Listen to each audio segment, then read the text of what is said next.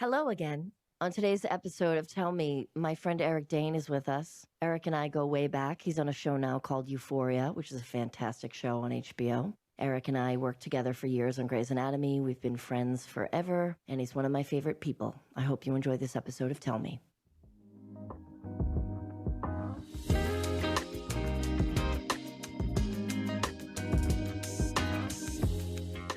Eric Dane's here. Wait, so I hang out with Dane all the time. For some reason, your voice sounds so amazing on this microphone. Why is that? I don't know who makes these microphones. These are fantastic. Ooh, see? Ooh, maybe it's your headphones. I don't know. Ooh, sexy Dane with the voice. You don't really sound like this in Stop person. Stop it. I'm blushing. My Great Dane. That's what my nickname for him, the Great Dane. Living the dream, EPMD. How are you? I'm good. I'm real good. That's my nickname for Ellen. Ellen Pompeo, medical doctor, EPMD, also a reference to the great hip-hop band EPMD. Yeah, listen, I love on your Instagram when you do the hip-hop references. It's so funny. Oh, when I mash them up with my God. Weirdos and old-timers and actors. Yeah. EPMD, what was one of their hits? God, I don't know. I know it's Eric Sermon, that the green-eyed bandit that leads that band, but off the top of my head, I couldn't tell you. You have a better encyclopedia for that stuff than I do, for sure. How's Euphoria going? Euphoria is great. You're shooting season 2. Yeah. Fun? Dark? What's going on? Well, as dark as it is on screen, we have a fun time shooting it. You know, I know the subject matter can get a little heavy, a little intense, but we have a great time making this show. And I think we're like halfway through season 2. I don't think HBO has announced the air date, so I'm not going to step on anybody's toes, certainly not HBO's. But it's probably coming sooner than you would expect. Oh, good. I'm excited. I love your work on that show, man. Thanks, Ellen. It's really good. Dane and I both are Scorpios. We have November birthdays. You're the 10th? I'm the 10th. I'm the 9th. You're the 9th. Leo's the 11th. Leo's the 11th, yeah. Scorpio trio.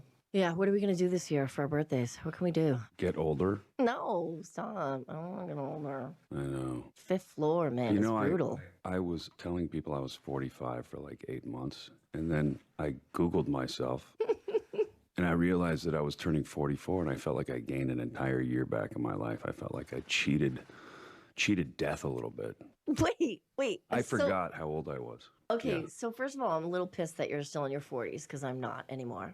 Second of all, what if Google's wrong? Well, no, I did the math. I recalibrated my brain, and I said, wow, I thought I was a year older. I see. After 40, you just, 40 is a big one, then 41, 42, you just stop counting. I'm 48 now. Like, at this point, it's just numbers. Yeah, you're right around the corner, though. But 50 is like a whole different psychological... Is it? I have friends who have turned 50 and said that things get better. We become better choosers with age, Our bodies aren't the same. We don't have the agility we used to have. I'll just say that. For sure. Also, it's like just trying to be grateful for like knowing that you could, not be alive. So at a certain age, you're like, oh, I'm just happy to be alive. I'm happy to not have gotten sick or have anything happen. So it's like you have to be grateful when you're older. Yeah, that's a good way to feel good about being older. Yeah, well, you also start recognizing your own mortality. When we're in our 20s, our 30s, we think we're immortal. Totally. And then we do all the dumb shit. Yeah. Are you going to travel anytime soon? I'm like really itching to go somewhere. No, but let me tell you something. I went to Shanghai during the pandemic to make a movie for the Chinese market. So I've done all the traveling I need to do for a while. Let's just put it that way. You don't miss going to New York or getting a little city vibe? Yeah, I'd like to go to New York. I'd like to go to an island. But I'm working right now. What was Shanghai like? I've never been to China. Shanghai city center is beautiful. The Bund, the river, most of the city's built on. It's beautiful. The French concession's beautiful. But, I was just making sure I didn't get lawless in Shanghai. You know what I'm saying? Right. Dane's behaving himself. I am, but I still think like an 18-year-old. Right. Well, I'm sure there's plenty of ladies who appreciate that. Arrested Development. What else is going on? Well, we had a good time last Saturday. We did. So Dane and I did an escape room. We took the kids. We almost finished it. Both Actually, of them. the kids, Stella and Billy, the kids finished all their escape rooms. And Ellen and I, we the first one we got out of, and I was like, how far away were we? They were like, you were like halfway through. Second one, we got like 3/4 of the way through. I was very proud of that. I'm doing more this weekend. The kids are obsessed. I'm going back to that same place. It's very cool, that place. It's very cool, and the kids love it. So Stella said to me, do you want to do the same room? Right. Because now you could get through it faster and you could feel better about your Yeah, skills. it's good for your self-esteem. But how many rooms are there? There's like 10 different rooms, right? Yeah, those at passports least. we give us, right? Yeah. At least. I've been to some that are like very sketchy and not. I've been to one of those too. It's just not the full immersive experience as this one is. Right. That one's really, really good. I called Justin because, Justin used to love having Halloween parties. Yeah. And I thought like that would be a very good place to have a Halloween party. He like never rent invited out me the whole place. to his Halloween parties. I spoke to him yesterday. I'm going to give him shit on Sunday. I'm going to see him on Sunday. I mean, listen, he's going to be in The Offer playing Brando. Yeah. And I heard that shit was insane. I heard his performance is unbelievable. Yeah. And he's a very talented guy. Mm-hmm. So I'm sure his Brando was great. And I'm sure he wasn't actually doing the Brando that everybody would have expected him to do. I'm sure he's playing it as truthfully as he possibly can. Yeah. It's so fun to see you guys go do other things. As much as I miss seeing you all every day or all the time. There was a special chemistry, the original cast. Yeah, lightning, which you get with charismatic people. Are you calling me charismatic? Yeah. I love that. He's low-key charismatic. Low-key charismatic, Yeah. correct. I'm not a peacock with my charisma. Mm. You got matcha in one hand and green tea in the other? No, this is matcha. Yeah. And then I have hibiscus over here. Oh, my God, you've been drinking that hibiscus. I think that's the first thing you offered me when I showed up to work. You were like, have an iced hibiscus tea. They're so great. It tastes like I tell fruit you, punch. Ellen has been drinking hibiscus tea for a good 15 plus years. Oh, my goodness. Yeah, for sure. I'm super into tea. It's good for you. I brought a lot of great teas back from Shanghai. I bet you did. Yeah. That black tea. What's it called? Pu'er. Pu'er tea? Yeah. Stuff's really good for you. I brought some back that was aged from 2003. Got hooked up with a tea dealer over there. And he brought me all these really fancy teas, and I was like, I'll just take this one and this one. And I got some really great green tea. And Right. that's about as exciting as my trip to Shanghai was. So wait, we were talking about the other day, we were talking about who made Tony Soprano, right? You loved it. You watched it. I watched it. I loved it for the nostalgia Mm-hmm. that it hit, seeing all the younger characters. I wish they would have brought out Michael Gandolfini a little earlier, but are they doing another one? I don't know, but I still haven't had the time to watch it. I thought Alessandro Nivola was great. Mm-hmm. I like him as an actor. Yeah. It's so much pressure to do something like that. That doesn't mean I don't like him as a person. I don't know him personally, but I Right. do like him as an actor. It's like Justin playing Brando, or Kristen Stewart playing Diana, which the reviews for that are incredible. Are they? Yeah. Is that The Crown? No, it's not The Crown. The Crown is the TV show, which is incredible. Yeah, I watched a couple seasons of it. I did too. Actually, when I got my COVID vaccine, my second shot, I was down for like 8 hours. I was sick, and I watched like a whole season of it. I'm a Peaky Blinders guy. I haven't seen Peaky Blinders. It's fantastic. Is and it? I think season 6 is about to air, or it's coming soon, or they're still shooting it. I don't know. But I know there's a season 6 is going to be the final season. And seasons 1 through 5 were terrific. Okay, You got to watch that one. I do. That one's fantastic. Okay, I'll watch that one. I tried watching Handmaid's Tale, Mhm. and it was just so dark. And that gal just couldn't catch a break. And I tapped out when, she left the house to go to the garage. And then after everything that had happened, there was a wolf out there. And I'm like, I can't anymore. I can't. This poor girl. It's so funny that I've been on a show for 116 seasons because I can't really stick with anything. How many episodes you done? Like 380 Good or God. something. Good God. Yeah, it's a lot. And I don't stick with stuff. I can't watch. Stuck with, oh, well. For someone who could do something for so long. So why are you saying you can't stick with something? You're stuck with the two thing. huge things. Right, I know. So I have to not be a commitment craze on something. And I guess it's TV shows. I can only watch them for a season or two. Listen, I hear you. I can't do it either. I can't watch TV on TV. Right. What about Schitt's Creek? Have you ever seen Schitt's Creek? I've never seen Schitt's Creek. Come on. There's so much stuff I haven't seen. Oh my God. Okay, I'll watch Peaky Blinders if you watch Schitt's Creek. I'll watch Schitt's Creek. Okay, it's so funny. It's like you can blast No, I right hear it's through great. them. I mean, look, they win all these awards. I'm sure it's good. I geeked out on them at the Emmys. I like freaked out when I saw them. Oh, you did? Oh, yeah. Like I literally was like jumping up and down like a 5-year-old with lollipops. I sculpted Eugene Levy. What? Yeah, Really? I did. Well, it was by accident. I'm going to bring it up and you can laugh at it. Okay. Wait, you sculpt? Yeah, just for fun. Oh, I mean, you can see my Eugene Levy and tell me if I'm any good at it. Okay. That's pretty good. All right? Yeah. Where do you do that? In my breakfast nook. So what kind of clay is that? Do you like bake that and make it hard? It's like or earth clay. No, it'll dry out. I see. Yeah. I see. What made you sculpt Eugene You pick up a Levy? lot of things when there's a global pandemic. It's true. But specifically, you don't watch Schitt's Creek. What inspired you to sculpt him? I think Eugene Levy's hilarious. He is amazing. He really is amazing. And honestly, it was an accident. I was like, this kind of looks like Eugene Levy. Let's go with it. Oh. Yeah. But you were going for a face. I was going for a face. Yeah. It turned out to resemble Eugene Levy, so I just drove a truck through it. What else is going on? What else? Oh my God, I really want to see the James Bond. Yeah, I might see it this Sunday. Really? Can I come? Yeah, Are probably. you going on a date? No. Who are you going with? I'm going with a friend to a friend's house, and we're going to screen it there. Oh, that's so fancy. Yeah, he's fancy. I love the Bond movies. I do, too. I love Daniel Craig as James Bond, I do too. as like the origin story. Yeah. What's the one when they're in Venice and all the water starts coming up? Casino Royale, Casino I think, right? Royale. That scene is unbelievable. Yeah, and that's when he loses his love. That's Right, when he yes. And becomes she's the- underwater in the Yeah. tank. And I just thought, oh my God, to film those scenes and just be underwater. And that's when he is like, no more commitments for me Right. with women. Yeah. They just started putting up all the posters around town. You grew up in San Francisco. Do you ever go up there? I do. All my family has sort of migrated into the city, so it's an easy trip for me to make and get to see everybody. But, you know, you go for a weekend and you got 15 people to see, it's enough to sort of Not make you want to go. not make you want to go. Yeah, I was looking for a better word. There's a word out there, but look, as I said, I'm 48 years old. Sometimes, like, how many times you leave the house and then go back in to grab something that you forgot?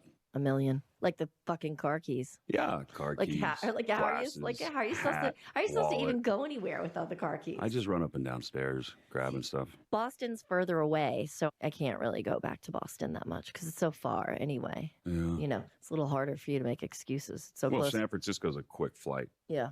I love it up there. It's so pretty. I know. It's my favorite city. Although I do love LA. You do? I do. Do you love New York the same? I love New York. I spent some time in New York, a lot of time in New York. I love New York, but I started to feel like, look, I'm a West Coast kid. I grew up in California. I started to feel like I was in like this hamster, like habit trail sort of thing. I need space. Yeah, there's a lot of I people. want to drive. So what's interesting is when I moved here from New York City, Mm-hmm. I felt like I was in a suburb. I was like, where are the people? There's too many trees. Yeah, they're all in their cars. I'm so freaked out. Yeah. I need a city. I need to go back to the city.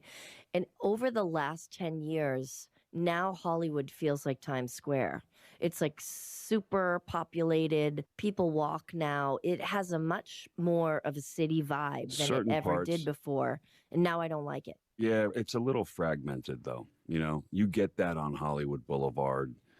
Now it's amplified by 10x, right? Yeah. You get that in Silver Lake. You get that in Santa Monica and Venice. But, you know, the distance between Silver Lake and Venice is probably 14 miles, and it'll take you an hour and a half easy to get there.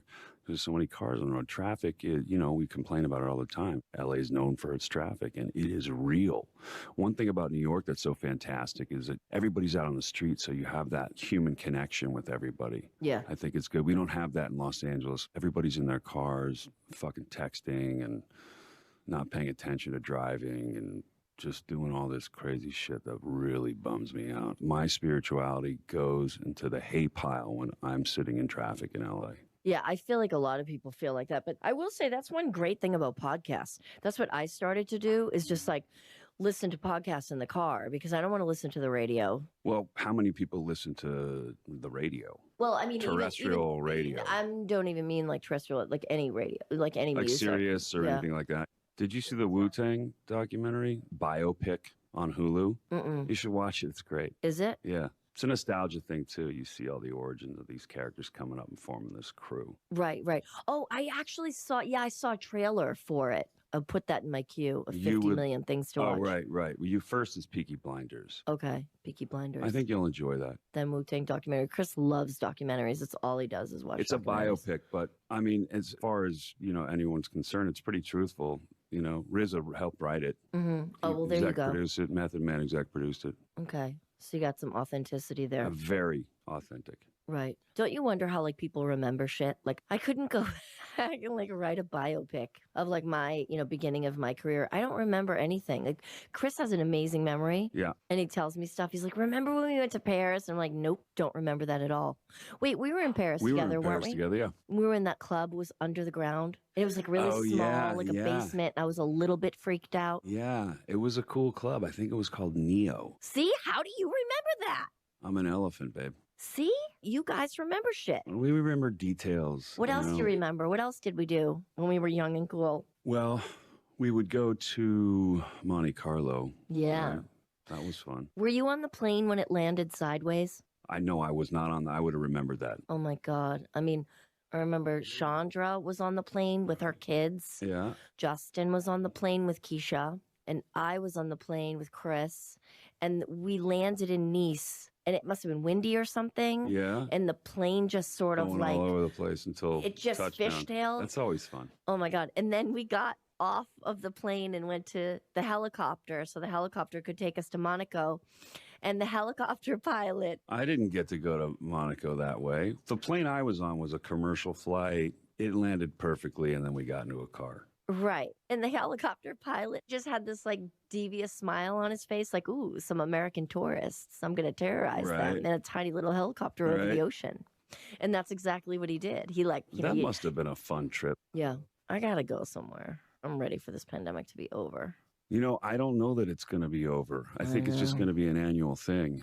And I think we'll figure out socially how to move around again. Mm-hmm. Deal with businesses, and I don't think everybody's going to have to be masked up all the time, but there will definitely be a time of year, like flu season, where COVID spikes and we start wearing masks, mandates come back, we start wearing masks, we have to get the booster shot. I just don't see it going away. I mean, there are so many people who just refuse to get a vaccine or refuse to wear a mask. And that's not really the hill I'm willing to die on. I got much bigger hills I'd rather die on than that. So I just I comply. Me too. First of all, I love a mask because I haven't really even gotten a cold. That's true. I'm kind of into it. I'm I didn't even get a cold this year or last year. I had Adam Grant on the podcast and we were talking about the vaccine thing. And I said, for me, the vaccine thing is okay, so even if you believe in COVID, you don't like the vaccine or you don't believe in the science behind the vaccine, you're scared of it. But if you get COVID, are you going to go to the hospital? Most people are yeah. Okay, so what are they going to put in your IV at the hospital? You're okay with that.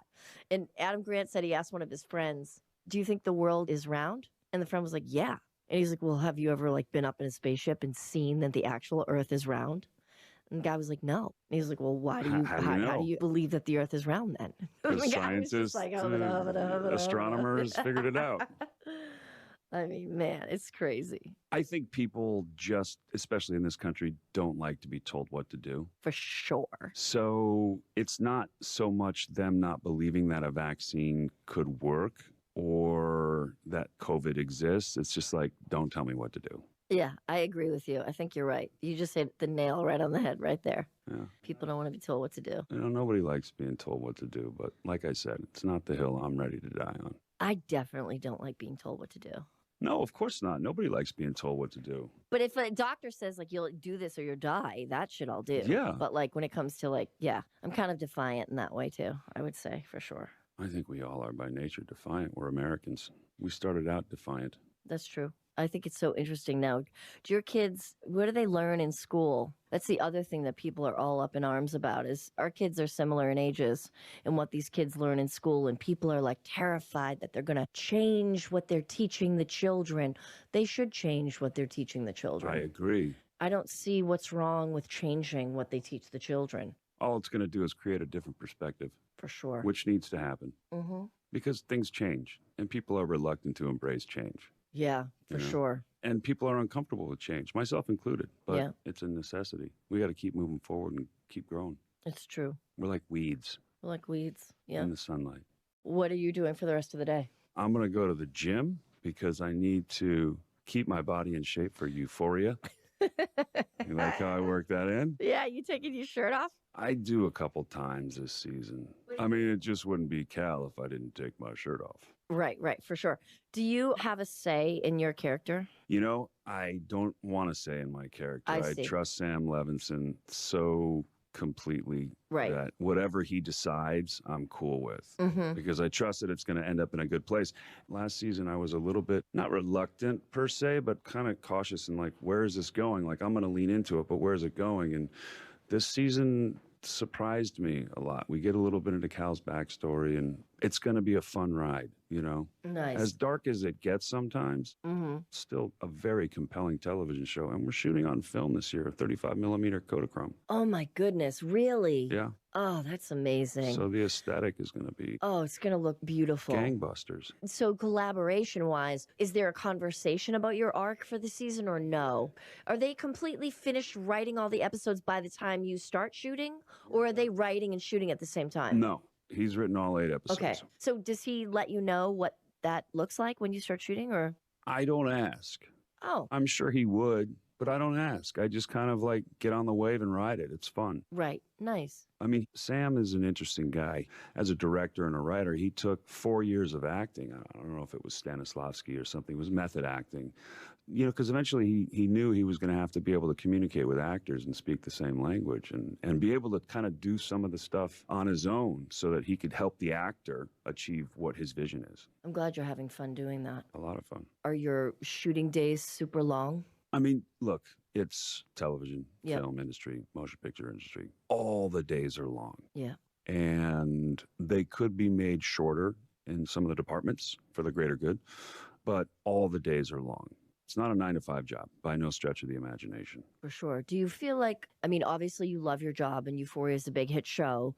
So aside from that, do you feel like acting is still something that you're still in love with? And not the acting so much of like, but the waiting. That doesn't bother me anymore because I fell in love with this character and the show and the people I work with. And Sam Levinson's a generational director. And it's so great creatively. It's inspiring. I love getting out of bed and going to work. That's great. 8 episodes? 8 episodes. We're always going to do 8, I think. I think that's a sweet spot. Yeah, I do too. How many do you guys do now? We do 20. It all depends. I mean, they would like to do more, but like last year, we only had to do 16, which is great. I've had conversations about like, I think, network TV really should lower their episode. I think it would be better for everybody, better for the writers to create better stories. Right. I find in network TV, the writers are just like, what are we going to do now? Instead of if you did half the amount of episodes, you get better storylines. You'd get much better storylines. Yeah, for sure. The financial model is just something they seem unwilling to change. You guys are selling cars. Yeah, and iPhones. The fall lineup airs in September, and that's when all the new automotive companies release their new cars. Also the movies. Movie trailers pay the most for advertising. Really? Yeah. This is what was told to me, is that Thursday night is the most lucrative night to be on television because the movie studios used to pay the most for advertising time. On Thursday night? On Thursday nights because they were advertising their weekend movies. Now, was that something that was created by NBC with Must See TV, Friends, and ER? No, I mean, as long as the movie studios have been promoting their movies. Okay, so this goes back to Must See TV. Whenever they started making trailers for movies and promoting movies on television, that's probably when it started because all the movies always come out on the weekends. Do you miss going to the movies? With the technology, yes and no. With the technology we have available to us today, the size of the screens, the sound systems, like you can have a cinematic experience in your living room, right? There are certain movies I would really like to see on the big screen and will only see on the big screen. Bond, for sure. Bond, yeah. Yeah. But there are certain films that I can get the experience at home. Yeah. Do you think the movie business is going to come back the way it was ever? Like, is the studio ever going to make a $40 million movie again? Yeah, a movie that isn't a Marvel movie. I don't know. I think that's gone by way of the Western. Ooh, Harder They Fall comes out. That looks cool. My friend James Samuels directed that. He's the most creative person. He's incredible. That's terrific. I'm I would excited love to to see do a that. Western. Would you really? Oh, my God. Yeah, so would fun. love to do a Western. You ride horses? No, but I'm a quick study. Last horse I rode was in Tuscany. Stop it. And it was an old palio horse. There's the visual. Eric Dane on a horse in Tuscany. Yeah. Hear that, ladies? I didn't go too far, I got to tell you, though. No, why? Well, because my horse's name was Donna Violenta. And I said, what does it mean in English? And he says, violent woman. And I'm like, I'm out. Really? Was she like a little... Well, palio horses are nuts. That race in Siena, Oh, yeah. they're nuts. I've never seen it, but I've been to Siena once. You know, it's crazy. They run on the brick. They put dirt rotunda. on the brick. Yeah, those poor horses, man. I hate all those movies, like when you see the horses and you're just Yeah. like, I just don't feel bad for the people I at all. I have a only feel great- bad for the horses. Great book called Il Trenta Assassina, called The 13 Assassins. And it's about all the great palio horse jockeys. And these guys were tough as nails. I mean, they're fighting each other on the horses as they're ripping around the square on basically bricks, right? Yeah. It's a wild ride. I remember I went to Siena. It was cold when I was there. And we went in some restaurant. And I think the waiter was like convinced that I only wanted free bread. And I was so hungry. And I couldn't wait till like my So food you were was like, coming. bring me more bread. And I was like, can I have bread, please? And he was like, no. No more bread for you. I think he thought I was just there to like, I was a tourist who like couldn't afford to eat. And he just didn't want to give me free bread because Right. he thought I was just trying to get free food. Right. You went to the wrong restaurant. Yeah. I look very sketchy, you see. Yeah. You're Yeah. a threat. I Yeah, mean, you're a for threat sure. walking down the street. I'm crossing the street, girl.